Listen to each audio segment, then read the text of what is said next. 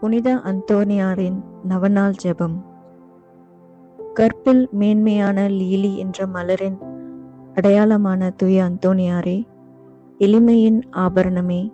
உபவாசத்தின் கண்ணாடியே, தூய்மையின் எடுத்துக்காட்டே, தூய தன்மையின் ஒளிரும் தாரகியே, ஆசார முறைகளின் சோடனையே, பரத்தின் வடிவே, திருச்சபையின் தூணே, திரு அருள்மறை உரையாளரே, காமந்தகரை அடக்குபவரே, புண்ணியங்களை விதைக்கிறவரே, தூயோற்றோருக்கு ஆறுதல் தருபவரே, உம் திருக்கரங்களில் இறைவனின் திருமகனை ஏந்துகிறவராய், தேவ நேசத்தால் எரியும் அனலுமாய், பச்சாதாபத்தின் சீவிய சுவடுவாய், உம் பிரசங்கத்தால் பாவிகளை